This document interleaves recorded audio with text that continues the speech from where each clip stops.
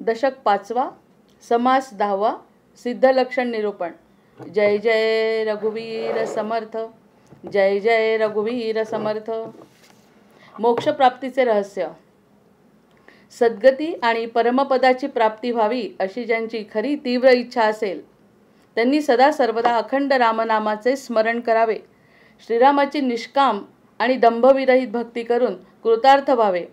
या घोर कलियुगात उद्धरून जाण्यासाठी भगवत भक्ती आणि रामनामस्मरण याशिवाय अन्य कुठलाच उपाय नाही. आयुष्याचा भरोसा नाही, म्हणून शक्य तितक्या त्वरेने आणि तळमळीने कृतार्थ होण्याचा प्रयत्न करावा. परमार्थ प्राप्तीचे सर्वश्रेष्ठ साधन सत्संगती हे होय. सत्संगतीच्या योगाने असंख्य लोक उद्धरून गेले. भूतदया, क्षमा, शांती, विवेक, वैराग्य, समाधान, प्रवृत्ती मार्गाचा त्याग, निवृत्ती मार्गाचे आचरण इत्यादी अनेक गोष्टी सत्संगाने अनायासे साध्य होतात आणि कामक्रोधादी षड्रिपू परमार्थाला विघातक असे दंभ अहंकार आपोआप लयास जातात. सत्संगाचा महिमा खरोखर अपार आहे. संतांच्या संगतीत सदैव भगवत चर्चा, भगवत गुण संकीर्तन, रामनामस्मरण आणि सदुपदेश चालत असल्यामुळे त्याच्या सान्निध्यात राहणाऱ्यांच्या कानी हेच पडत राहते आणि त्यायोगे त्याचे चित्त परमात्म्याशी तद्रूप होऊन जाते. विषयासक्त वृत्तीचे बंधन निर्माण होते, तर वृत्ती भगवंताकडे लावल्याने मोक्ष लाभ होतो. वृत्ती विषयासक्त न होण्यास भगवंताचे अनुसंधान हाच उपाय आहे. उठता बसता जाता येता सर्व देह व्यापारात आणि झोपेत सुद्धा अखंड रामनामस्मरण चालू असावे. रामनामाचा विसर पडून वृत्ती विषयासक्त होण्यास सवडच होऊ देऊ नये. श्रीरामाला मनापासून आळवून प्रार्थना करावी. हे रामा, हे दयानिधे, माझा उद्धार कधी करशील? तुझी सगुण मूर्ती मला कधी दिसेल? रामा, मला त्वरित दर्शन दे. तुझ्या दर्शनाविना मला चैन पडत नाही. रामा, मी परमपापी आहे. माझ्यासारखा वाईट जगात कुणी नाही. हे दयार्णवा, या भवसागरातून मला शीघ्र पार ने. मला संतती संपत्ती इत्यादी ऐहिक अशाश्वत सुख काहीच नको. मला तुझ्या चरणी दृढ भक्ती दे. माझ्या जिव्हाग्री नेहमी तुझे नाम वसो. माझे कान तुझी कथा ऐकोत, माझे मस्तक तुझ्या चरणी नत असो. माझ्या हातांनी तुझी पूजा घडो, माझ्या पायांना तुझी प्रदक्षिणा घडो. रामा, मी अज्ञानी आहे, विवेकशून्य आहे. तूच माझ्या हृदयात वसावे आणि तुझ्या चरणी मला प्रेम उत्पन्न होईल असे करावे. श्रीरामा, तुझ्या वाचून मला कुणाचा आधार नाही. माझा माता पिता आप्त जीवलक सर्व तूच आहेस. हे कृपासागरा, अज्ञाननाशका श्रीरामा, तूच माझे रक्षण कर. अशी तळमळून प्रार्थना करून त्याला अनन्य भावाने शरण जावे. पापमार्गाकडे वृत्ती ठेवू नये, पापमार्गाकडे वळू नये. जननिंदेचा खेद मानू नये, जनस्तुतीचा आनंद मानू नये. प्राणीमात्रात भगवंत वसत असल्यामुळे कोणाची निंदा स्तुती न करावी. बायका, मुले, घरदार, जमीन जुमला, संपत्ती इत्यादी सर्व दृश्य गोष्टी मिथ्या अशाश्वत आहेत हे समजून राहावे. एक भगवंतच तेवढा सत्य आणि शाश्वत आहे हे जाणून अहोरात्र रामभजनातच आपला काळ घालवावा. श्रीराम श्रीराम श्रीराम श्रीराम श्रीराम. सदा सर्वदा योग तुझा घडावा, तुझे कारणी देह माझा पडावा. उपेक्षू नको गुणवंता अनंता, रघुनायका मागणे हेची आता. हनुमंतांची कुळवल्ली राममंडपा वेला गेली. श्रीराम भक्तीने फळली, रामदास बोले या नामे. शुकासारिखे पूर्ण वैराग्य ज्याचे, वसिष्ठा परिज्ञान योगेश्वराचे. कवी वाल्मिका सारिखा मान्य ऐसा, नमस्कार माझा सद्गुरु रामदासा. जयाचा जगी जन्म नामार्थ झाला, जयाने सदा वास नामात केला. जयाच्या मुखी सर्वदा रामकीर्ती, नमस्कार त्या ब्रह्मचैतन्य मूर्ती. नेत्राने गुरुराजमूर्ती आपुली, मी जे धवा पाहिली. तू विष्णू शिव तूच दैवत मला, तू तात तू माऊली. झाला भाव मनात या मग करू कोणास पाचारण. प्रल्हादा गुरुराजया नित तुम्हा, माझे असो वंदन. ऋषिकल्पम रामभक्तम गुरुयज्ञेश्वराभिधम. चतुर्वेदेश्वर प्राणम प्रणमामि पुनः पुनः. गणेश शारदा चैव सद्गुरु सज्जनस्तथा. आराध्य दैवतं गुह्यं सर्वं मे रघुनंदनः. गणेश शारदा सद्गुरु संत सज्जन कुळेश्वरू. सर्व ही माझा रघुवीरू सद्गुरु रूपे श्रीराम. माझे आराध्य दैवत परमगुह्य गुह्यातीत. गुह्यपणाची मात न चले जेथे. यो जातो मरुदंशजोक्षिततले संबोधयन् सज्जनान् ग्रंथं यो रचयन् सुपुण्यजनकं श्रीदासबोधाभिदं यः कीर्त्या पठनेन सर्वविदुषां स्वान्तापहारी सदा सोऽयं मुक्तिकरक्षितौ विजयते श्रीरामदासो गुरुः मला वाटते अंतरित्वा वसावे तुझ्या दासबोधासित्वा बोधवावे अपत्यापरी पाववी प्रेमग्रासा महाराजया सद्गुरु रामदासा ब्रह्मानंदं परमसुखदं केवलं ज्ञानमूर्तिं द्वन्द्वातीतं गगनसदृशं तत्त्वमस्यादिलक्ष्यम् एकं नित्यं विमलमचलं सर्वधी साक्षिभूतं भावातीतं त्रिगुणरहितं सद्गुरुं तन्नमामि गुरुर्ब्रह्मा गुरुर्विष्णु गुरुर्देवो महेश्वरः गुरुः साक्षात् परब्रह्म तस्मै श्रीगुरवे नमः। अनेन प्रियतां देवो भगवान् जानकीपतिः श्रीरामचन्द्रपूर्वेषाम् अस्माकं कुलदैवतं श्रोता वक्ता श्रीराम समर्थ। जय जय रघुवीर समर्थ, जय जय रघुवीर समर्थ, जय जय रघुवीर समर्थ। दशक 5वा समाज 10वा सिद्धलक्षण निरूपण आपलं सुरू आहे। त्यातल्या 10 ओव्या ज्या आपल्या झाल्या त्यामध्ये आपल्याला बऱ्याच अंशी आत्मपरीक्षण करण्याची संधी मिळाली। प्रत्येक गोष्ट अशी पटते असं वाटतंय आणि एकदा का मनाला पटलं की त्या दृष्टीने आपण खरंच आपलं विचारचक्र चालतं आणि मन दुसरीकडे जाऊ देत नाही। मनाला आपण दुसरीकडे जाऊ देत नाही हा खूप मोठा बदल होतो। म्हणजेच दुसरी गोष्ट समर्थांच्या शब्दात म्हणजे विवेक आणि वैराग्य। विवेकाने मनाला जर इकडे आणलं तर तो प्राधान्य या गोष्टींना देतो ज्या ठिकाणी आत्मकल्याण होण्याची त्याला शक्यता वाटते। आतापर्यंत वाटत होतं कल्याण हेच आहे, हेच सुख आहे, हे एक साधनं, ही जी साधनं आहे त्यामध्ये जे मन रमत होतं त्यापेक्षा त्याला असं वाटतं काहीतरी खरं आणि समर्थांच्या कृपेने ते समजू लागतं की काहीतरी खरं असं आपल्याला मिळणार आहे। त्यासाठी आपल्याला मनाने विवेकाने तो विचार करून वैराग्य म्हणजे मनाने वैराग्य आणि मन चांगल्या गोष्टीकडे वळवणं। जसं आत्ता आपण मोक्षप्राप्तीचे रहस्य वाचलं त्या ठिकाणी सतत मनाला प्रार्थना केली आहे की मना फक्त राम हेच दैवत खरं आहे, रामच एक सत्य आहे आणि त्या रामतत्वातूनच तुला खरा बोध होणार आहे। त्यामुळे सतत रामाची उपासना कर। असं जे मोक्षप्राप्तीचं रहस्य सांगितलं ते मनाला जर पटलं, ते मनाला जर आवडलं, ते मनाला जर गोड वाटलं तरच मन आपलं या ठिकाणी रमेल आणि इतर गोष्टींचा विचार करणं कमी होईल। म्हणजे या सगळ्या लक्षणांमधून आपण सिद्धतेकडे म्हणजे साधक सिद्धतेकडे कसा जाणार आहे की ज्या ठिकाणी फक्त एकाच ध्येयाचा तो विचार करेल आणि त्याची लक्षणं आता समर्थ या ठिकाणी सांगतायत। याच्यातले ब्रह्मपदाचे बद्धपणाचे अवगुण, आता इथून ही 11वी ओवी जी आहे ही बद्धपणाचे अवगुण। ह्यामध्ये बद्धपणाचे अवगुण मुळात 2 गोष्टी खूप महत्त्वाच्या आहेत। बद्धपणा आहे हे समजत नाही, त्यामुळे बद्धपणा आपल्यामध्ये आहे हे जर समजलं नाही तर त्याचे अवगुण तरी कसे कळणार। आपल्याला ज्ञान नाही, आपल्याला समजत नाही असं जेव्हा कळतं तेव्हा आपण ज्ञान मिळवण्याचा प्रयत्न करतो। कळलंच नाही की आपल्याला ते कळत नाही तर आपण ते मिळवायचा कसा प्रयत्न करणार आहे। जे चाललंय ते चांगलं चाललंय, जे चाललंय ते चांगलं चालतंय। मिळालं सुख तरी छान वाटतंय, नाही मिळालं तरी मिळेल याची आशा असते। मग हे जे चाललंय सगळं जे काही करतोय, ज्यासाठी वेळ घालवतोय, ज्यासाठी साधनं वापरतोय, ज्यासाठी पैसा खर्च करतोय, ज्यासाठी मन लावतोय, ते सगळं जर करतोच आहे आणि ते करत असताना काही वेगळं करायचं हे माहितीच जर नाही, हेच सुख खरं आहे असं वाटलं, तो जो मायेचा पगडा इतका जबरदस्त आहे आपल्या डोळ्यांवरती की त्याच्या व्यतिरिक्त काही असेल याची कल्पनाच येत नाही। यासाठी सगळ्यात महत्त्वाचं म्हणजे एखादं संकट जे कुणीच तारू शकत नाही त्यातून तेव्हा एक तर माणूस त्याकडे वळतो किंवा अतिशय सुख असून सुद्धा जर पूर्वपुण्याई फळायला आली आणि पूर्व सुकृत फळायला आलं तर त्याला जाणवायला लागतं की हे सुखही खरं नाही। म्हणजे दुःखातूनही वळू शकतो, सुखातूनही वळू शकतो, पण ती जाणीव व्हायला पाहिजे। मग ती जाणीव म्हणजे जे ज्ञान आहे ते खरं ज्ञान आहे। ते ज्ञान काय सांगतं की आत्तापर्यंत जे करत होतो त्यात खरं सुख मिळत नाही, हे अज्ञान त्याचं बाजूला होणार आहे।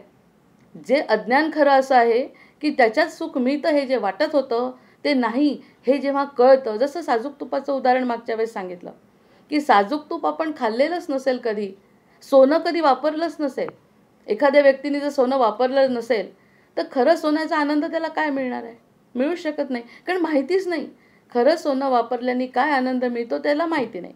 खरं साजूक तूप खाल्ल्याने काय आनंद होतो हे माहिती नाही. मग तो साजूक तुपासाठी प्रयत्न करेल का? करणारच नाही. आणि एकदा का कोणी शेजारच्यांनी दिलं आणि कोणी काहीतरी खायला दिलं आणि सांगितलं आणि मग त्याला जाणवलं, अरे हे तर काहीतरी विशेष आहे. आपण जे आत्तापर्यंत डालडा आणि वनस्पती तूप खात होतो त्यापेक्षा हे विशेष लागतंय. आणि ते सगळं आयुर्वेदात सुद्धा सांगितलं. हे सगळं तो नंतर बघत राहतो मग, की ही साजूक तुपाची काय संकल्पना आहे. मग त्याला कळल्यानंतर तो शोध घेतो. तेव्हा कुठे तो साजूक तुपाच्या मागे लागतो.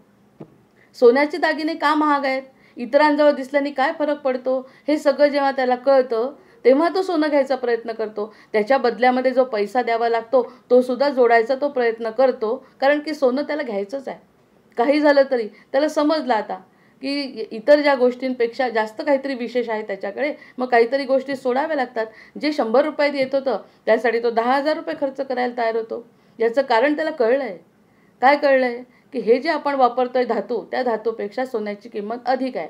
हे म्हटल्यावर त्याच्या मनाने तयारी केली, तेवढे पैसे जमवायचा प्रयत्न केला आणि मग तो त्या गोष्टींकडे वळला. याचं कारण त्याला कळलं. त्याला कळलं सोनं महत्त्वाचं आहे. त्याला कळलं की हे साजूक तूप छान आहे. त्यामुळे तो या सगळ्या गोष्टी सोडून मग कमी पैशाचं घेण्यापेक्षा तो जास्त पैशाचं घेण्यासाठी प्रयत्न करू लागला. जे आत्तापर्यंत कमी पैशात होत होतं त्यासाठी जास्त पैसा जरी त्याला खर्च करावा लागला तरी त्याला करताना काही वाटलं नाही. कारण की ते मिळवायचं त्याचं ध्येय आहे. आता त्यांनी त्याची चव चाखलेली आहे. त्यांनी त्याची किंमत कळली आहे त्याला. मग हे बद्धपणा जो आहे तो कळला तर बद्धपणा आहे. अन्यथा जे चाललंय ते चाललंय. काहीही फरक वाटत नाही. आपल्याही जीवनात आपण जर विचार केला तर जोपर्यंत प्रत्यक्ष समोर सत्संग असताना सुद्धा आपण कुठे लक्ष देत होतो त्या गोष्टीकडे, समोर असून सुद्धा. आणि ज्यांच्या समोर नाही त्यांचा तर प्रश्नच येत नाही. समोर असून सुद्धा त्या गोष्टीकडे प्राधान्याने लक्ष दिलं जात नाही. गोड असतं, आवडतं, पण मन तिकडे वळत नाही. मग बद्धपणा हे कळतच नाही ना आधी. आणि जेव्हा आता हे सगळं कळतं तेव्हा ते मग त्याच्यात कोणते अवगुण आहे हे कळतं असं समर्थ म्हणतात. त्याच्यात अवगुण कोणते आहे, तो कसा बांधून ठेवतो. अरे आयुष्य ते 25 वर्ष घालवतोय महत्त्वाचे. 20व्या वर्षापासून पुढचे 25 वर्ष आपण इतके महत्त्वाचे घालवत असताना जर त्या ठिकाणी 20व्या वर्षीच कळलं असतं तर मानावा राम सर्वदा करता असं समजून रामाला समर्पण करून जर आपलं आयुष्य तसं पैसा मिळवण्यातही घालवलं असतं तर आपलं वाया गेलं नसतं. काम तर करायचं आहे, आत्ताही करायचं आहे, तेव्हाही करायचं आहे. पण जो व्यर्थ वेळ वाया गेला, नको तिथे क्षीण आपल्याला झाला, समाधान मिळालं नाही, तळमळ शांत झाली नाही, तेव्हा तो अवगुण वाटू लागला. आत्तापर्यंत तो गुणच वाटतोय. वाटण्यावरच सगळा खेळ आहे ना. जे वाटतं तेच खरं असतं. आज मला दुःख आहे आणि मला वाटत नाही तर मला वाटत नाही, त्याचा परिणाम माझ्यावरती होतच नाही. वाटणे आणि दुःख नसूनही सुद्धा वाटलं तरी वाटण्याने सुद्धा आपलं आयुष्य कष्टमय होऊ शकतं. हा सगळा अनुभव वाटण्याचा आहे. हे जेव्हा कळतं ते म्हणतात बद्धपणाचे अवगुण. मग हा जो बद्धपणामध्ये मी जो वेळ घालवला, बद्धपणामुळे, न समजुतीमुळे, अज्ञानामुळे. आता याला खरं अज्ञान हा शब्द जेव्हा आपण समजतो ना तर अज्ञान आणि ज्ञान हे शब्द थोडेसे मोठे आहेत त्या बाबतीत. कारण खरं प्रत्यक्षात ज्ञान काहीच दिलेलं नाही आणि काय अज्ञान आहे हेही सांगितलेलं नाही. अज्ञान म्हणजे जाणीव, विवेकाने विचार करण्याची जाणीव. ती हंस साधना जी म्हणतात निरक्षीर विवेक. नीर कोणता आणि क्षीर कोणता हा जो हंस जाणू शकतो असं जे त्याला समजतं, हे एवढंच समजणं फक्त. श्रेयस आणि प्रेयस, काय आपल्या कर्म करायचं आहे आणि काय परमकल्याणाचं कर्म आहे, एवढं जरी कळलं ना तरी आपण बऱ्याच प्रमाणात ज्ञान अज्ञानाच्या भानगडीत न पडता आपलं सुख, खरं समाधान कशात आहे हे कळणं म्हणजे बद्धपणा नसणं. मग त्यांनी म्हटलं बद्धपणाचे अवगुण. आता म्हटलं त्यांनी की बद्धपणा समजल्यानंतर जाणीव झाली. आपल्याला मुमुक्ष लक्षणांमध्ये जाणवलं, किती जाणीव झाली, किती चुका झाल्या. त्या चुका आपण क्षमा करतोय, आपले सद्गुरू क्षमा करतात आहे आणि परिस्थितीतही बदल होतोय आपोआप. क्षमा झालेली आहे. मग असं असताना ते अवगुण लक्षात तर आले मुमुक्ष लक्षणामध्ये की ते अवगुण आहे, ते चुकीचं आहे, ते करतोय त्यासाठी व्यर्थ वेळ वाया जातोय हे कळणं म्हणजे त्याचे अवगुण लक्षात येणं. आणि ते अवगुण कशाचे, बद्धपणाचे. बद्धपण म्हणजे अज्ञान. अज्ञानात म्हणजे जे समोर दिसतंय तेवढंच फक्त करणे, त्याच्या व्यतिरिक्त मी कोण आहे ह्याचा विचारच करायचा नाही. मी कोण आहे याचा विचार न करता. आता एक गोष्ट आहे त्याच्यासाठी, आता ती परफेक्ट यावरती लागू पडेल असं वाटतंय मला. कारण एका व्यक्ती जरा कंजूस असतो आणि कंजूस व्यक्तीकडे एक माणूस नेहमी लोणी घेऊन जात असतो, घरचं लोणी काढतो आणि अगदी प्रामाणिकपणे तो त्याला देत असतो. घरचं जितकं जितकं जमा होईल तितकं तो त्याला देतो आणि प्रत्येक वेळी तो त्याला पैसे कमी देतो आणि म्हणतो 1 किलो लोणी तुझं नाही आहे, एवढं लोणी तू देत नाही. मग एक दिवस तो त्याला म्हणाला की मी जर देत नाही पैसे 1 किलोचे, तुम्ही जे काय देताय त्या पैसे त्याप्रमाणे, पण मी तुमच्याकडून जी वस्तू नेली ना त्या वस्तूनी तुम्ही 1 किलो दिलं ना, त्या वस्तूनीच मी ते तोलतो आणि ते तुम्हाला देतो. म्हणजे तुमच्याकडची जी वस्तू येते ना तीच मी तोलून देतो आणि तुम्ही त्याला असं म्हणता की ती 1 किलो नाही. म्हणजे चूक कोणाची आहे, तुमची का माझी? माझ्याकडे तर मोजायला काही साधनच नाही. माझ्याकडे साधन नाही म्हणजे तो जे बनवत असतो ती ह्याला जाणीवच नसते की आपल्याला तो त्रास देतोय आणि आपल्याला तो फसवतोय. प्रत्यक्षात जेव्हा ते स्पष्ट करतो त्याला, अहो तुमच्याकडून नेलेली वस्तूच मी त्या वस्तूनीच मापून तुम्हाला देतोय, त्याचे डोळे खाडकन उघडतात. म्हणजे याला अज्ञानच असतं या सगळ्या गोष्टीचं, पण तो प्रामाणिक असल्यामुळे त्याला त्याचं वाटत नाही काही, कारण तो म्हणतो मी चुकलेलाच नाही. त्यांनी जेव्हा शिक्षा करतो त्याला, तो म्हणतो मला शिक्षेचं कारणच मला समजत नाही, कारण तुम्ही जी गोष्ट दिली त्याचप्रमाणे मी तुम्हाला देतोय, माझी काय चूक आहे त्यात? म्हणजे स्वतःच्या मनाला त्याच्या कोणत्याही प्रकारचा त्रास नसल्यामुळे प्रामाणिकपणानेच ते काम केलं आणि त्याचं फळही त्याला शेवटी त्याला वाईट वाटलं दुसऱ्याला की अरे आपण असं काय करतोय. म्हणजे याला जाणीव नसल्यामुळे कधीकधी ह्या गोष्टीचा त्याला फायदा झालेला आहे की जाणीवच नाही मी चुकलाच नाही तर याची जाणीव होईल कशी त्याला. आणि जर खरंच चुकला असता त्या क्षणी जाणीव झाली असती तर याची खूप मोठी शिक्षा त्याला भोगावी लागली असती. हे जे बद्धपणाचं लक्षण सांगायचं आहे की तो चूक स्वतःहून करत नाही आणि स्वतःहून केल्यामुळे तो अगदी स्थिर आहे त्या गोष्टीवरती की माझी ही चूकच नाही. त्यामुळे तुम्ही जे कराल तो परिणाम तुमचा आणि सगळं तुमचं. म्हणजे तो अतिशय पक्क्या पद्धतीने स्थिर राहिला आहे प्रामाणिकपणामध्ये.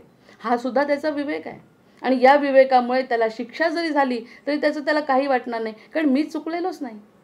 हे सगळे अनुभव आपण घेतो जेव्हा, तेव्हा ते अवगुण त्याला कळतील की अरे आपण चुकलो नाही त्यामुळे आपल्याला त्रास नाही. तसं एखाद्या वेळेस आपल्याला जर शिक्षा झाली तर आपण जर त्याच्याशी कारणीभूतच नाही आहे आणि आपण जर समर्पित विवेकाने एखाद्या मोठ्या गोष्टीशी आहोत तर तो अवगुण मी सोडलेला आहे. बद्धपणाचा अवगुण जो आहे तो सोडायचा आहे. हे कळणं हेच ज्ञान आणि अज्ञानामधला फरक आहे, बाकी कोणताच फरक नाही. पुढचे वेद वाचा की रामायण वाचा, महाभारत वाचा, पुराण वाचा, हे कथा वाचणारच आहे, पण हे सगळं करण्यासाठी काहीतरी जाणीव झाली पाहिजे. आज गोंदवलेकर महाराजांचं तेच प्रवचन आहे की वाचा आणि ऐका कमी पण वागा जास्त. जे जास्त वागतील तसे त्यांना तसा परिणाम मिळेल. मग हे जेव्हा कळलं तेव्हा आपल्याला किती चुका कळल्या. हे जे अवगुण आहे बद्धपणाचे कळले की नाही, मग एका शब्दामध्ये समर्थांच्या सगळे अवगुण उघडे होतात. आणि जर अवगुण नसतील तर व्यक्ती त्या ठिकाणी स्थिरही राहतो. त्यामुळे त्या गोष्टीचे परिणाम त्याला भोगावे लागत नाहीत, कारण त्याला वाटतच नाही मी चुकलोच नाही तर मी परिणाम कसा भोगेल. आणि जो करत होता प्रत्यक्षामध्ये त्याला त्याचे परिणाम निश्चित भोगावे लागले. त्याचे डोळे खाडकन उघडले, अरे चूक माझीच होती, मी जी वस्तू दिली तो त्या वस्तूनीच तोलून देत होता, चूक माझी आहे. या सगळ्या गोष्टींनी कोणते अवगुण आहेत हे कळणं हे सगळ्यात मोठी गोष्ट आहे. हे कळणं म्हणजे सिद्ध लक्षणाकडे जाणं आहे. बद्धपणाचे अवगुण मुमुक्षुपणी नाही जाणं. मुमुक्षुपणाचे लक्षणं साधकपणी नाही श्रीराम. आता मुमुक्षुपणामध्ये समजलं, अवगुण मला लक्षात येतात सगळ्यांना की काय करायला पाहिजे, विवेकाने काय करायला पाहिजे, ते लक्षण साधकपणी नाही. साधक लक्षणांमध्ये ते लक्षण दिसणार नाही, कारण त्याच्या पुढची प्रगती व्हायला पाहिजे. कळलं मला हे चुकलं कळल्यावरही जर पुन्हा ती चूक झाली तर ती चूक म्हणजे तो अपराध होतो, गुन्हा होतो. तो न कळता केली एक वेळ क्षमा होऊन जाते. आता कळलंय सगळं, अवगुण काय आहेत, काय चुकीचं आहे हे सगळं कळलं आणि तरीसुद्धा जर ती पुन्हा चूक झाली किंवा तशाच प्रकारचे विचार असतील तर ते गुण पुन्हा दिसायला लागले तर उपयोग नाही. म्हणजे जर कळणंच महत्त्वाचं आहे, आधी कळल्यानंतर त्याप्रमाणे वळणं महत्त्वाचं आहे असं जे म्हणतात ती ही गोष्ट आहे. बद्धपणाचे अवगुण मुमुक्षुपणी नाही जाणं. मुमुक्षुपणाचे लक्षण साधकपणी नाही श्रीराम. साधक असेल तर मुमुक्षूंची जी लक्षणं आहेत ती दिसणार नाही आणि ती साधकपणी येतील. साधकास संदेहवृत्ती, कारण साधकास संदेहवृत्ती, साधकाच्या मनामध्ये जर संदेह असेल, साधकाच्या मनात संदेहवृत्ती असेल, पुढे होत असे निवृत्ती. ती जी निवृत्ती साधकाच्या मनामध्ये आहे ती निवृत्ती होण्यासाठी तशी वागणूक नको का? आपण म्हणतो एखादी परीक्षा द्यायची आहे, फॉर्म भरला आणि अभ्यास झाला नाही, त्या प्रमाणात जर अभ्यास झाला नाही तर परिणाम मिळेल का? अभ्यास झाला नाही, अभ्यास झाल्यानंतर लिहिलं नाही तर आपल्याला त्याचा परिणाम मिळणार नाही. मग साधक लक्षणांमध्ये सगळं समजलं, तळमळ झाली, सत्याच्या मागे जायचे प्रयत्नसुद्धा झाले, पण नंतर असं काहीही बदल झाला नाही, तर निवृत्ती कशी होणार आहे? पुढे होत असे निवृत्ती. जर तसं वागलं तर साधक लक्षणांमध्ये निवृत्ती निश्चित होते, कारण त्यामधून त्याला प्रश्नांची उत्तर आपोआप मिळत जातात. बद्धपणाचे अवगुण मुमुक्षुपणी नाही जाणं, मुमुक्षुपणाचे लक्षण साधकपणी नाही श्रीराम. साधकासी संदेह वृत्ती, पुढे होत असे निवृत्ती. या कारणे निस्संदेह श्रोती साधू ओळखावा. त्यामुळे जो निस्संदेह असेल, ज्याच्या मनामध्ये कोणत्याही प्रकारच्या शंका नसतील, हे सर्वसाधारण शंका असणं चुकीचं नाही आहे. यानंतर काय करायचं, त्यानंतर करायचं, हे छोट्या छोट्या गोष्टींच्या शंका असणं ठीक आहे, त्याच्याबद्दल बोलत नाहीत समर्थ. की सतत राहतात.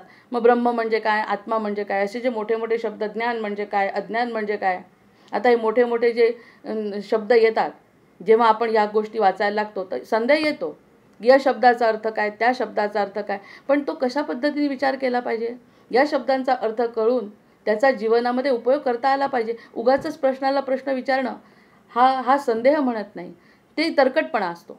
तो तरकटी वाटरटाला स्फोट त्याचा करू नये म्हणतात. जे तरकटपणा करतात त्यांच्याशी बोलण्यात अर्थ नाही, पण जो खरंच मनापासून विचारतो त्या प्रश्नांची सगळ्यांची उत्तरं सद्गुरू देतात कोणत्या ना कोणत्या तरी मार्गाने.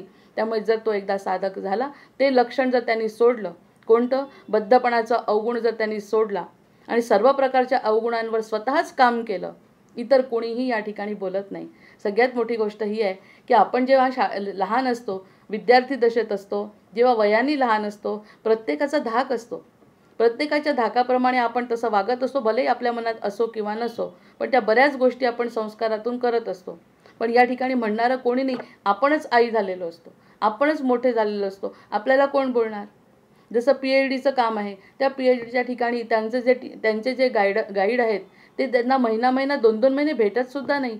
त्या महिनाभरात त्यांनी काय केलं ह्याचा हिशोब त्याला स्वतःच्या मनानेच द्यावा लागतो. अरे आजचा दिवस जर वाया गेला तर माझा अभ्यास होणार नाही, हे त्याला ठरवावं लागतं. रोजचं टाईमटेबल नाही आहे.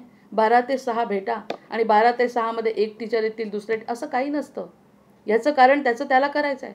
आणि जेव्हा तो दिवसभर आपला स्वतःचं शेड्यूल स्वतः ठरवतो आणि दिवसभराचा अभ्यास किती झाला पाहिजे, 2 महिन्यांनी जेव्हा मला गाईडच्या समोर जायचं आहे तेव्हा इतकी गोष्ट मला करायला पाहिजे, अन्यथा माझं होणार नाही, हे त्यालाच ठरवायचं. त्यांनी काहीही टाईमटेबल त्याला दिलेलं नाही. मग ही सगळ्यात मोठी जबाबदारी आहे जी स्वतः घ्यायची आहे. तेव्हा कुठे त्याला ती पदवी जेव्हा मिळते तेव्हा त्याला टीचर म्हणत नाहीत कोणी, गाईड कोणी केलं विचारतात. मार्गदर्शन कुणाचं होतं, मार्गदर्शनाखाली काम केलेलं आहे, त्याचं विशेष प्रावीण्य आहे, कारण स्वतः केलं आहे. मार्गदर्शन एक्सपर्टचं घेतलं आहे, एक्सपर्टचं मार्गदर्शन घेऊन जे काही काम केलं आहे ते स्वतःचं क्रेडिट आहे. त्यामुळे त्याचा स्वतःचा प्रबंध तयार होतो, त्याच्या स्वतःच्या नावाने प्रबंध असतो जे स्वतः तयार केलं आहे. त्या ठिकाणी फक्त मार्गदर्शन असतं त्याच्या गाईडचं. मग हे जर त्याला ठरवावं लागलं, तसं या ठिकाणी म्हटलं आहे की या सगळं जर तो निस्संदेह असेल, सांगत नाहीत कोणी येऊन आज तुम्ही एवढा जप केल्यामुळे तुम्ही निस्संदेह व्हाल किंवा आज याने असं होणार आहे, असं काही प्रूफ नसतं. जर तो निशंक झाला, जर तो निर्भय झाला, जर तो आनंदी झाला, जर तो समाधानी असेल, जर तो प्रत्येक गोष्टीत स्थिर राहत असेल, तर तो साधू ओळखावा श्रीराम. तर तो साधू आहे. म्हणजे प्रत्यक्ष अनुभूतीचं शास्त्र आहे की नाही हे. या ठिकाणी शब्दांची किंमत, मला कधी कधी असं वाटायचं की चुकीच्या गोष्टी की नाही खूप लोक विचारतात, महत्त्वाचं काही विचारतच नाहीत. जे महत्त्वाचं आहे त्याचा सार आहे, त्या शब्दांच्या मागची भावना आहे काय ती विचारत नाही. आणि जे खरंच विचारत नाही ना, त्यांचा फायदा पण होत नाही. आणि चुकीच्या गोष्टी तरकटपणाने जर विचारल्या तर त्यांचं नुसतं दुसऱ्यांना त्रास देण्याव्यतिरिक्त काहीच काम पूर्ण होत नाही. ज्याची खरी तळमळ असते ना, तो नाही जरी शिक्षकांनी सांगितलं तरी तो स्वतः करतो आणि स्वतः सिद्ध होतो. सिद्ध म्हणे याच्यातला सिद्ध नाही, आपण जे काम करणार आहे त्यासाठी अतिशय व्यवस्थितपणाने तो तयार होतो. मग त्याच्याकडे बघूनच लक्षात येतं की याच्या सगळ्या मनातल्या शंका फिटलेल्या आहे, निशंक आहे तो. मग निशंक असे साधू आपल्याला कितीतरी दिसतात की कोणत्याही परिस्थितीत ते डळमळत नाहीत. आता ते सनातन संस्था आहे ना जी, त्या सनातन संस्थेमध्ये त्यांचे जे लोक येतात, एक खाली नावं लिहून येतात, त्यांनी विशेष परिस्थितीमध्ये कसे स्थिर राहिले हे प्रत्येकाचं चरित्रच देतात. ते व्यक्तिगत चरित्र, की ही व्यक्ती या कठीण प्रसंगात कशी स्थिर राहिली, यामुळे त्यांना आपण अतिशय सज्जन व्यक्ती आणि साधू व्यक्ती म्हणतो. अशी चरित्र नावासकट येतात. यांनी काय केलं, फक्त थोडं मोठं ज्ञान नाही मिळवलं, पण या प्रसंगामध्ये ही न डगमगता ही व्यक्ती राहिलेली आहे हे त्यांनी त्यांचं ठरवलं. त्यांनी त्यांचं ठरवलं, त्यांना मार्गदर्शन केलं आणि त्यांचं नावाज सकट आलं. हे कशासाठी? त्यांचं कौतुक करावं असं सिद्ध लक्षणामध्ये येऊ शकत नाही. त्यांचं कौतुक करण्यासाठी त्यांनी दिलेलं नाही आणि संस्थेनी पण छापलेलं नाही. अरे असं केल्याने त्यांना जे समाधान मिळालं एवढ्या कठीण परिस्थितीमध्ये, ते तुम्हाला मिळवायचं आहे. म्हणजे दासबोधातून काय किंवा इतर कुठूनही काय, ते शेवटी तेच आहे. तुम्ही जर सिद्ध केलं तर ते शास्त्र आहे, अन्यथा ते शास्त्र मानल्या जाणार नाही. आणि शास्त्राला सिद्धता व्यक्तीच देत असते. शास्त्राला जर सिद्धता द्यायची असेल तर व्यक्तीलाच करावं लागणार. शास्त्र स्वतःहून बोलत नाही की ते तर सूर्यप्रकाशा इतकं सत्य आहे की मी आनंद स्वरूप आहे. हे एकच वाक्य आपण लक्षात घ्यायचं, मी आनंद स्वरूप आहे, आनंदामध्ये माझ्या कधीही फरक पडत नाही असं भगवंत स्वतः म्हणतात. आणि तुम्हीही आनंद स्वरूप आहात. फक्त 2 भागांनी विचार करून बघा की तुमचा आत्मा काय म्हणतो आणि तुमचं शरीर काय म्हणतं. पंचमहाभूतांनी बनलेले हे शरीर बुद्धी काय आम्हाला सल्ले देते आणि आत्मा काय म्हणत असतो याचा प्रत्येकाने जर विचार केला तर त्या ठिकाणी साधू ओळखावा असा जो करत असेल विचार, तो खरंच कोणाशी भांडण करू शकत नाही, कोणाशी चुकीचं बोलू शकत नाही, वाद करू शकत नाही. तो शांत असतो, तो समाधानी असतो, तो आनंदी असतो आणि तो मुक्त असतो. असा हा जो आहे तो साधू आहे. पण हे सगळं करण्यासाठी त्यांनी पुन्हा सांगितलं, साधकाचे संदेह वृत्ती पुढे होत असे निवृत्ती, या कारणे निस्संदेह श्रोती साधू ओळखावा. त्यांनी स्वतःच्या प्रश्नांची निवृत्ती स्वतः करून घेतली आहे. एखादा असेलही असा शिष्य की त्याला हे पटलं नाही, हे सत्य नाही, हे सत्य नाही असं जरी म्हटलं तरी सद्गुरू त्याला पटवून देतात, याच्याशिवाय दुसरं सत्य नाही. असं जेव्हा दोघांची वाद होतात आणि त्यांचा जो संदेह मिटला जातो, त्या संदेहात मिटल्यानंतर त्याची जी वृत्ती आहे तो साधू ओळखावा. म्हणजे वृत्तीवरून ओळखायचं, पोपटपंचीवरून नाही. जो पोपटपंची करतो, जो बोलतो त्यावरून कोणीही साधू. आजकाल तर बोलणाऱ्या लोकांजवळ कोटीची कार असते. जे बोलतात म्हणजे याचं भांडवल केलं आहे, या शास्त्राचंही भांडवल केलं आहे आणि कोटीच्या कारमध्ये आणि AC मध्ये फिरतात. कोणत्याही प्रकारचा त्याग करत नाही. पण एवढंही करून जनकाराजसारखं जर असतं की AC मध्ये फिरले आणि तरीसुद्धा मुक्त असते मनानी, तरी तो साधू म्हणून ओळखला गेला असता. पण नाही होत तसं. या सगळ्या गोष्टी लक्षात येतात की त्यांची मुक्तता ही त्यांच्या मानसिक स्थितीवरती अवलंबून असते. एवढ्यासाठी हा प्रपंच आहे. मग साधकाची संदेह वृत्ती पुढे होत असे निवृत्ती, या कारणे संदेह श्रोती व साधू ओळखावा श्रीराम. संशयरहित ज्ञान. ज्ञान मिळवायचं, ज्ञान शब्द आला होता. ज्ञान कोणतं? मी कोण आहे. मी जर आत्म्याच्या स्वरूपात स्थिर आहे, आत्म्याला जर मरणही नाही, आत्म्याला मरण नाही, आत्मा आनंद स्वरूप आहे, आत्मा शांत आहे, आत्मा उदार आहे, आत्म्याला परोपकार आवडतो, मी आधी होतो, आता आहे, पुढेही राहणार आहे, भलेही स्वरूप बदलेल. त्याच्यासाठी आपण उदाहरण दिलं होतं, पेन. एक पेन जो म्हणतो तो पेन आहे, पेन आहे हे महत्त्वाचं आहे. पेनचं अस्तित्व जर आपल्याला सिद्ध करायचं, हा दासबोध आहे. पण दासबोधाच्या बाबतीत असं म्हणता येत नाही. आपण अहिकाच्या बाबतीत बोललो की पेन आहे, तो काळा आहे. पेन आहे हे अस्तित्व आहे, पेन हे त्याचं नाव आहे आणि काळा हा त्याचं स्वरूप आहे. पेन आहे, त्याचं स्वरूप आहे आणि त्याचा रंग आहे, त्याचं नाव आहे. त्याचं नावसुद्धा बदलू शकतं. दुसऱ्या भाषेमध्ये त्याला दुसरं काही म्हणत असतील, पण नाव बदलू शकतं, त्याचा रंग तर बदलतो, पण असणं बदलत नाही त्याचं. तो आहे हेच सत्य आहे ना. हे समजण्यासाठी वेदांताकडे जातो आपण. मग त्याला ज्ञान शब्द वापरलाय. वेदांतामध्ये काय वेगळ्या पद्धतीने सांगतात तो विषय आणखी वेगळा आहे. पण ज्ञान म्हणजे असणं, अस्तित्व आहे. कोणत्या क्षणी आहे आणि कोणत्या क्षणी नाही. देह ठीक आहे, देह जाईल, पण आहे हे जे माझं अस्तित्व आहे ते होतं आहे आणि राहणार आहे, हे मनाला पक्क करायचं. मनाला पक्क करायचं होती, म्हणूनच तर आता आपल्या हातात दासबोध पडला. त्याशिवाय पडला असता का? जर काहीतरी पूर्वपुण्याई असती, सद्गुरू मिळाले असते, म्हणूनच आपल्या हातात दासबोध पडला. म्हणजे कळलं की मागे पण होती, कोणीतरी मार्गदर्शक मागच्या वेळेस होतं, मागच्या जन्मामध्ये. म्हणून आता आपल्याला ह्या जन्मात अतिशय उत्तम असा नरदेह मिळाले, सिद्धता आहे. आपला सिद्धता कशाची आहे? चांगुलपणाची सिद्धता हीच आहे की हातामध्ये दासबोध पडला. मग हे जे असणं आहे ते होतं आहे, मग गेलं काय? जाईल काय? जाणार आहे ते पंचमहाभूतांचं बनलेलं आहे. असं जर पक्क ज्ञान असेल तर ते संशयरहित असायला पाहिजे. त्याच्या मनात कोणत्याही प्रकारचा संशय राहायला नको. हे पक्क झालं पाहिजे मनामध्ये. मी आणि माझं शरीर वेगळं आहे. माझा हात म्हणजे मी नाही, माझे डोळे म्हणजे मी नाही, तर संसार म्हणजे काय मी राहणार आहे. जे काही मला दिसतंय, मी जे काही जमवलं आहे, जे काही मला वाटतंय, जे बुद्धीमध्ये बसतंय, ते सगळं जर मी आहे असं म्हटलं तर ते मी नाही. हे ज्ञान आहे आणि तेही संशयरहित. पुन्हा नुसतं ज्ञान नाही. आता ज्ञानामध्ये हा भाग दिला आहे त्यांनी की ज्ञान म्हणजे संशयरहित. जर मला पटलं, आतमध्ये विचार केला, पुन्हा पुन्हा विचार केला, आतमध्ये जाऊन अगदी अंतर अंतर मनात प्रवेश केला आणि विचारलं मी कशी आहे. प्रत्येकाने प्रश्न विचारला. इतक्या चुकीच्या गोष्टी आपण प्रेझेंट केल्या आहेत स्वतःच्या, इतक्या चुकीच्या की ज्या मी नसतो. हे जाणवलं तर हा अवगुण दिसण्यापेक्षा आपल्यातले सद्गुण दिसतात. आपण असं होतो, प्रत्यक्षात आपण असं का केलं, आपल्या मनाला कसं काय परमिशन दिली आपणच असं करण्याची, हे प्रश्न विचारले जातील की नाही. कारण उदार आहे मन आणि अतिशय शांत आहे. शांत आहे, इतरांच्या दुःखाचा परिणाम नाही होत आणि माझ्या दुःखाचा परिणाम होतो असं द्वय सांभाळणारं मन आपलं, हे इतकं छोटी बुद्धी आहे आपली, संकुचित. आता विश्वात्मके देवे जे सांगतात आपले संत, तसं मी पण आहे. प्रत्यक्षात मी स्वतःला संकुचित करून घेतलं.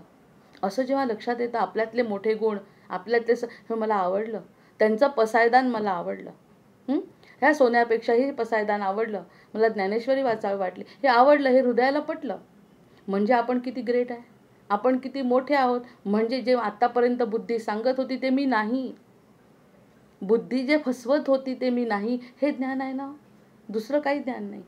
जी बुद्धी मला फसवत होती ती माझी नाही आणि जे हृदय मला सारखे संकेत देत होतं ते मी आहे, हे ज्ञान जर मिळालं त्याच्याने संशय निर्माण होत नाही कोणत्याही प्रकारचे. विचारून पहा मनाला.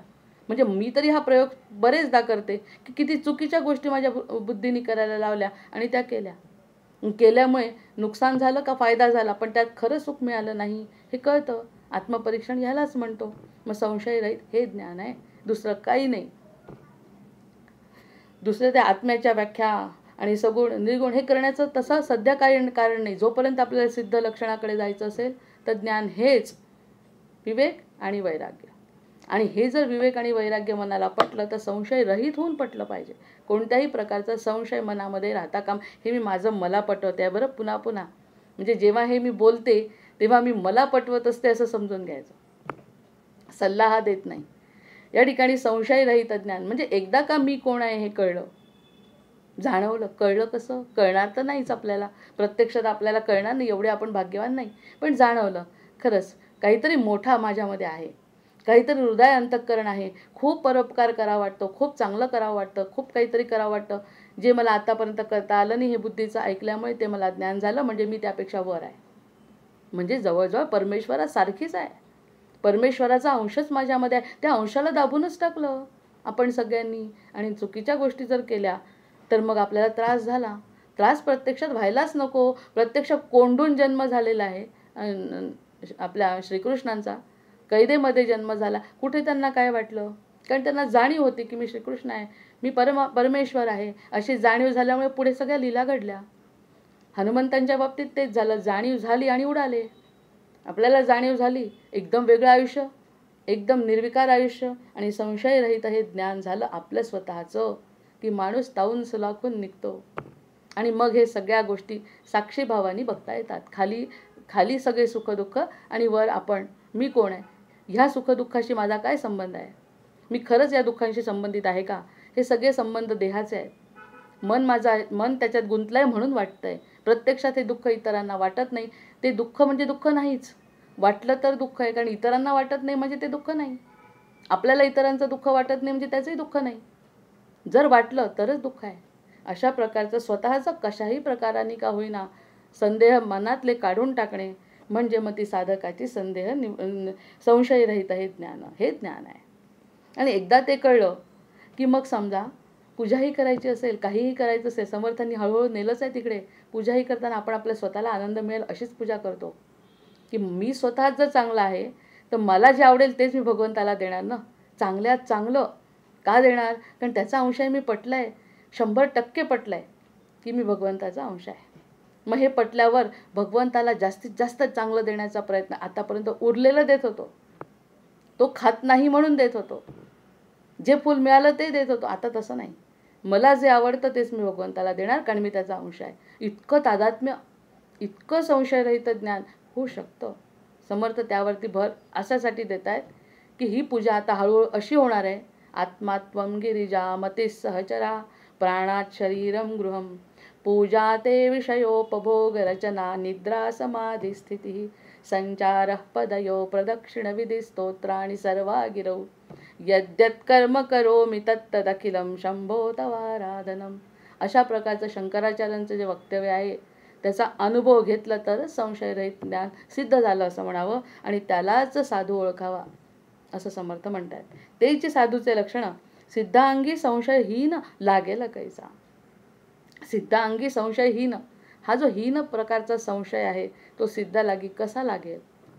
आता सिद्ध लक्षण ते कमी बोलतायत म्हणजे त्यांच्या ओव्यांपेक्षा माझं निरूपण का जास्त होत आहे कारण आपण त्याला तासतोय. मनाला जेव्हा तासतो तेव्हाच ते कळेल ना. त्यांची एक ओवी त्यावरती 10 विचार मनामध्ये आले पाहिजे. 10 काय 50 100 विचार आले पाहिजे आणि शेवटी ते नंतर ते सगळे विचार सोडून द्यायचे आणि आम्हाला क्षमा झाली आहे. समर्थांनी आम्हाला क्षमा केली आहे. संशयरहित ज्ञान तोची साधूचे लक्षण सिद्धांगी संशयहीन लागेल कैसा. आता संशय कसा राहील सिद्धाच्या मनात. सिद्ध असेल तर संशय कसा आणि संशय आहे तर सिद्ध कसा. या दोन्ही गोष्टींचा विचार आपण जर केला तर आपल्या मनात जर संशय असेल तर आपण साधक सुद्धा नाही. संशय रहित इतका विश्वास.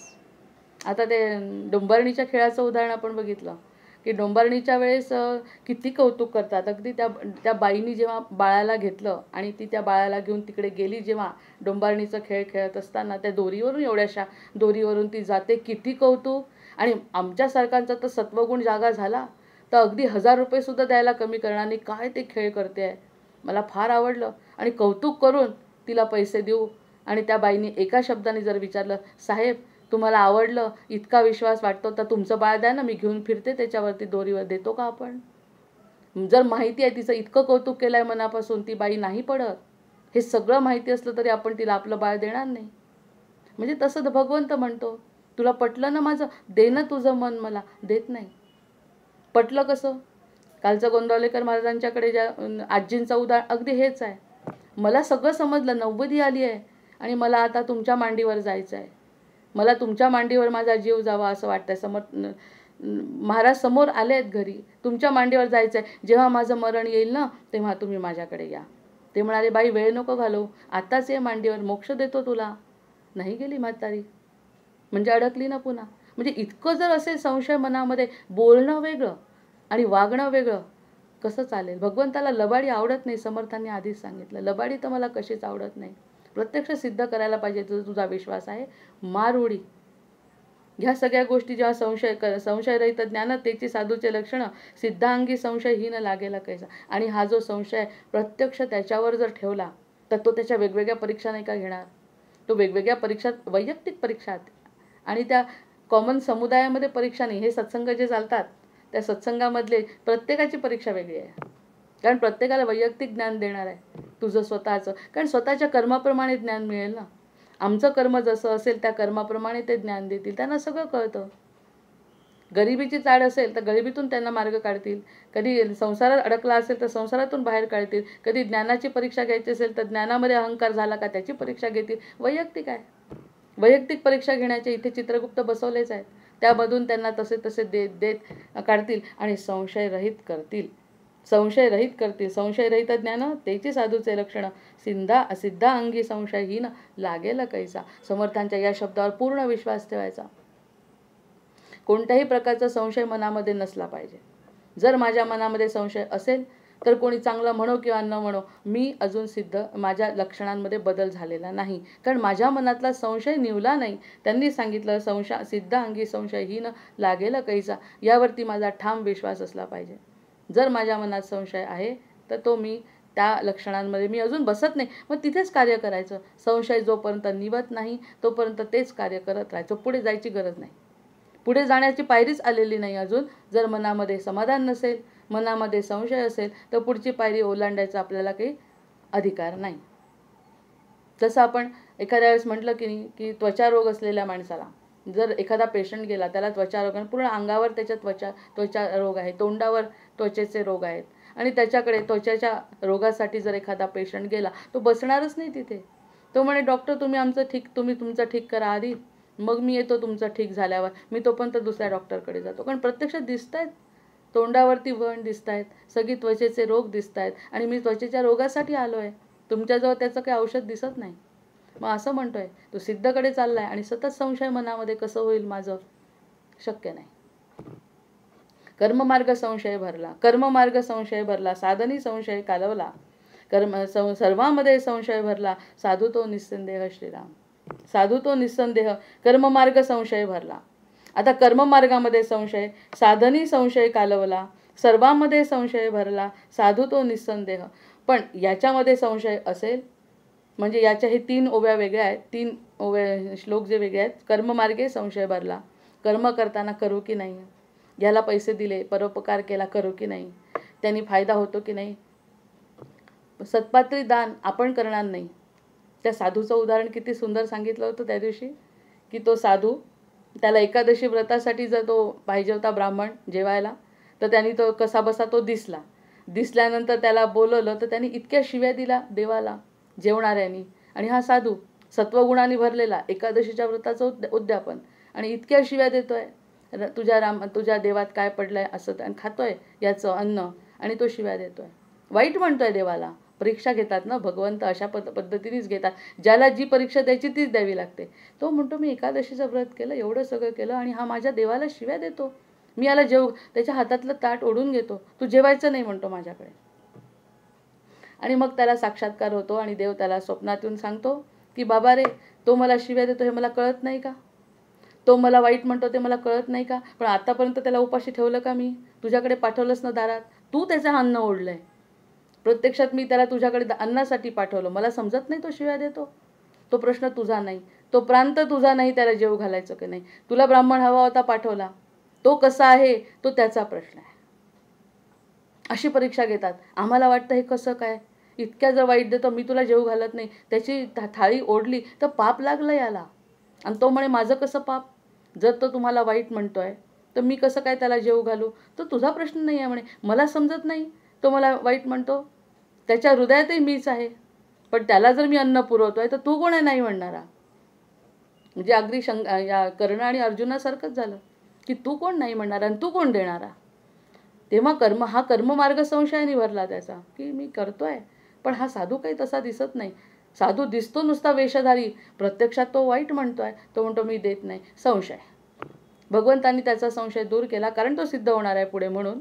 मग त्याचा संशय दूर केला आणि सांगितलं त्याचा पोषण करता मी आहे. तुझ्या मनात आलं होतं कर्म करायचं, तू करून टाकायचं असतं, त्याचं पूर्ण कर्माचं फळ तुला मिळालं असतं, जे आता तू पापकर्मामध्ये मोडल्या जात आहे. कारण की तू त्याचं अन्न ओढून घेतलं, ज्याला मी तुझ्याकडे स्वतः पाठवलं होतं की जेव बाबा त्याच्याकडे, कारण त्याच्या अन्नाची सोय तू करणार होता.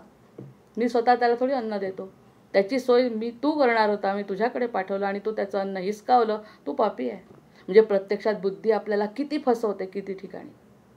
असं जाणवतात एखाद्या गोष्टीतून की आपलीच बुद्धी आपल्याला फसवत असते. काही चुकलं नव्हतं खरं तर याचं, पण जे बुद्धीला पटतं ते खरं असतं असं नाही. प्रत्यक्षात भगवंत त्यापेक्षा कितीतरी वेगळे आहेत. आणि मग तसा साधनी संशय कालवला. साधन करत असताना संशय, हेच पाहिजे तेच पाहिजे, हे साधन पाहिजे, याच साधनाने मिळेल. भक्ती मार्ग करू का, कर्म मार्ग करू का, ज्ञान मार्ग करू, संशय. मग करत काहीच नाही, ना भक्तीने जात, ना कर्मांनी जात, ना ज्ञानाने जात, कशानेच नाही, नुसता बसला राहतो. संशय.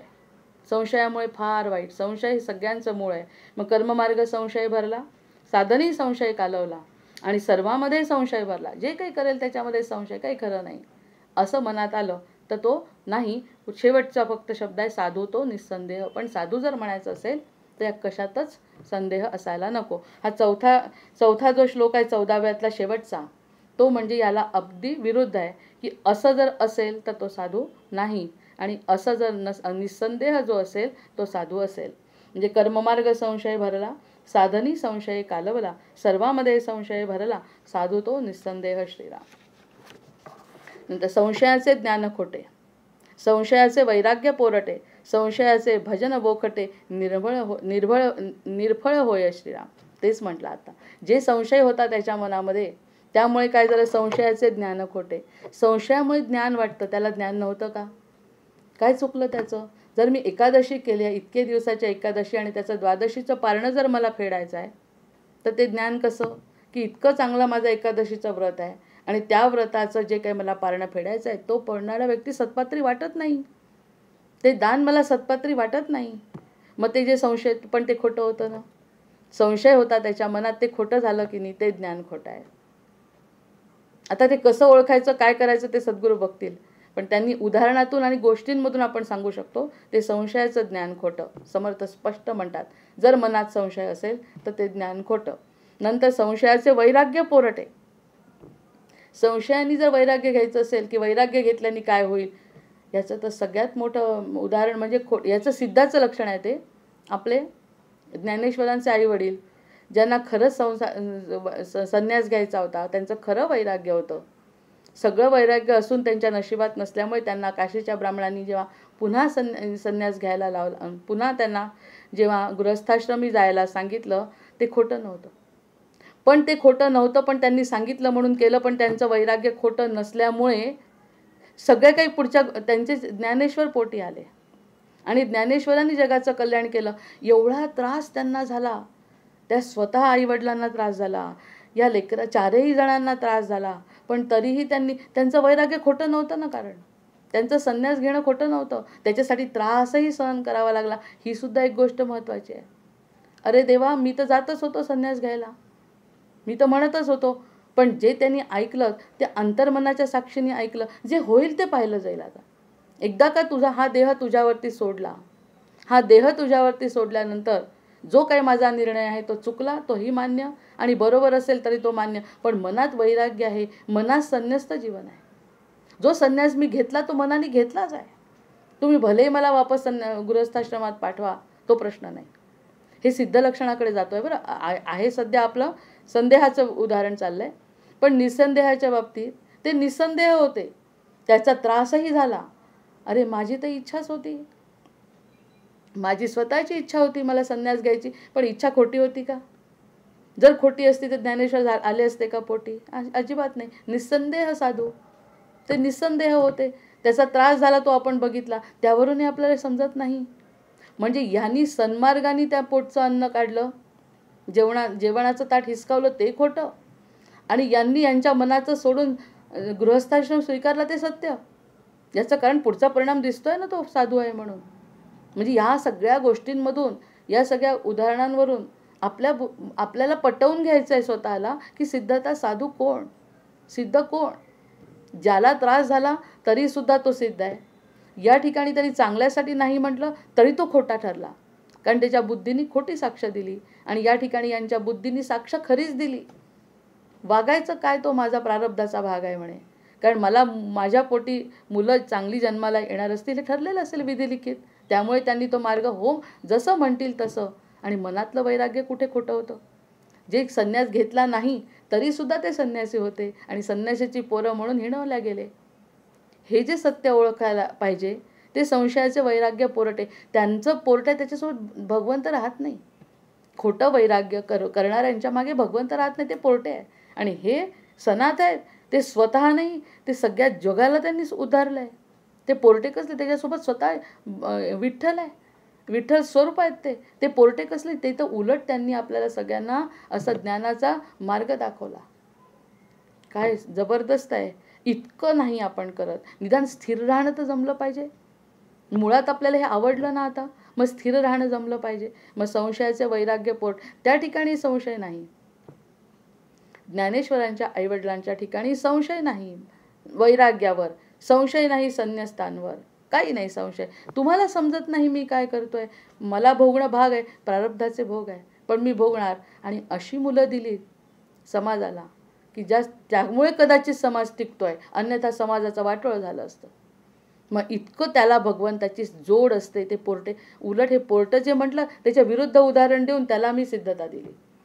जे पोरटं म्हटलं, पोरटं आहे, खोटे भगवे वस्त्र घालून वैराग्य आहे दाखवलं, पोरटं आहे. कारण इथे बसणाऱ्यांचा हिशोब वेगळा असतो. आणि संशयाचे भजन बोखटे, ज्यांच्या मनात संशय आहे ते भजन करतात ना, ते सुद्धा खोटं असतं. जे भजन करतात निर्फळ, त्याला काहीही फळ मिळणार नाही. निर्फळ म्हणजे सगळे इतके दिवसभर भजनं करून आणि भगवे कपडे घालून जर मनामध्ये वैराग्य नसेल, मनामध्ये विवेक नसेल, मनामध्ये भक्ती नसेल, मनामध्ये प्रेम नसेल, तर ते सगळं वाया जाणार आहे. आता वाया काय जाणार त्याचे अवगुण सांगितलंय. म्हणजे आज 12 पासून 10 पासून त्यांनी बद्धपणाचे अवगुण सांगितले. बद्धपणांच्या अवगुणांवर विचार करून साधकाच्या नंतर सिद्ध जर व्हायचं असेल तर काय वाया जाईल याच्याकडे लक्ष द्या म्हणतात. वैराग्य आलं आणि तेही खोटेपणाने दाखवलं, मला खूप वैराग्य आहे, मला हे नको, मला ते नको. एक दोनदा असं मी तुम्हाला हे आपण बोलताना हे पण बोललो, एका व्यक्तीने इतकं पटवलं मनात की ही व्यक्ती म्हणजे इतकी वैराग्य आहे की त्यांना कशाचं काही वाटत नाही. जेव्हा घराच्या बाहेर पडले तेव्हा सगळ्या मुलांनी म्हटलं की खरंच आमच्या बाबांसारखे बाबा नाही, आमच्या आईसारखी आई नाही. इतके त्यांची रडफड झाली, हे सगळं झालं. आणि त्यानंतर त्याच ठिकाणी जेवणाच्या ताटावर भांडण करणारे लोक आपण बघतो. तोच व्यक्ती जेवणाच्या ताटावर भांडण करतो. कसलं वैराग्य आहे? हे जे सगळं सांगून आले घरी की मी वैराग्य आणि संन्यास वगैरे, हे सगळ्या दांभिकपणाच्या गोष्टी आहेत. प्रत्यक्षामध्ये घरी पण राहिलं आणि आनंदाने राहिलं तरी तो मनाने विरागी होऊ शकतो. दांभिकपणाची गरज परमार्थात चालत नाही. ती लबाडी कोणत्याच संतांना चालत नाही. त्यांना चालत नाही म्हणजे त्याच्यातून आपलं कल्याण होत नाही. त्यांना न चालायला काय, त्यांना सगळं चालतं. प्रश्न आपला आहे ना, आपलं कल्याण व्हायला पाहिजे ना. तर यामुळे या सगळ्या गोष्टी आपल्या होत नाही. मग हे सगळं खोटं आहे, व्यर्थ. आणि आता मी 5व्या वेळा वाचते आणि थांबते, वेळ झाली आहे. संशयाचे ज्ञान खोटे, संशयाचे वैराग्य पोरटे, संशयाचे भजन बोखटे, निर्फळ होय श्रीराम. व्यर्थ संशयाचा देव, व्यर्थ संशयाचा देव, व्यर्थ संशयाचा भाव, व्यर्थ संशयाचा स्वभाव, सर्व काही श्रीराम. व्यर्थ संशयाचे व्रत, व्यर्थ संशयाचे तीर्थ, व्यर्थ संशयाचा परमार्थ निश्चय विण श्रीराम. सगळं समजणार आहे आता. व्यर्थ संशयाची भक्ती, व्यर्थ संशयाची प्रीती, व्यर्थ संशयाची संगती, संशय वाढवी श्रीराम. व्यर्थ संशयाचे जिणे, व्यर्थ संशयाचे धरणे, व्यर्थ संशयाचे करणे, सर्व काही श्रीराम.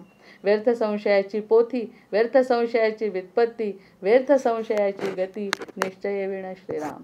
जय जय रघुवीर समर्थ.